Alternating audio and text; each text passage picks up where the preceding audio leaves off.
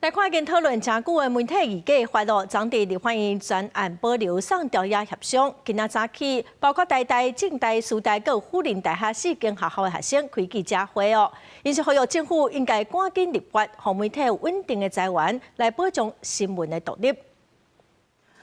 有时候，媒体也写许多黄色的报道，用行动剧展现迄个色彩的政党附件，媒体就写新闻意识形态新闻，表达对新闻环境的恶化。媒体爱挖靠业配生存的实况，包括台大、政大、师大、辅大大团体学生举行记者会，普遍跨国所有平台长期免费使用媒体的山寨内容。独占广告收入，严重影响到媒体的生存运作，强烈呼吁赶紧完成立法。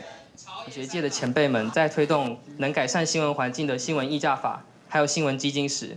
我们就想要站出来，向朝野立委传达我们年轻人呼吁立法的心声。当平台巨头垄断资讯流通，却不用负担内容制作成本的时候，我们民主的根基也正在被侵蚀。因为媒体议价法伫立法院交通委员会设立专案保留送调查协商，所以发展部提出媒体共享平台机制建议，也引起讨论。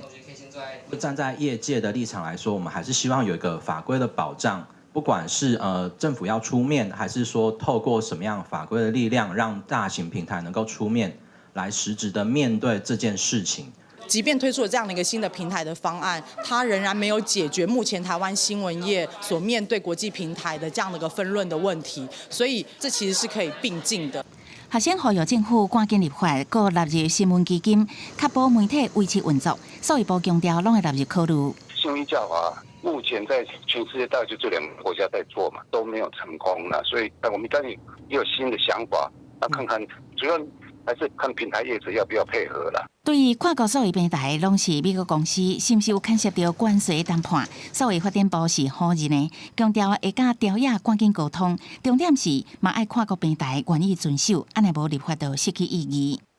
记者采访报道。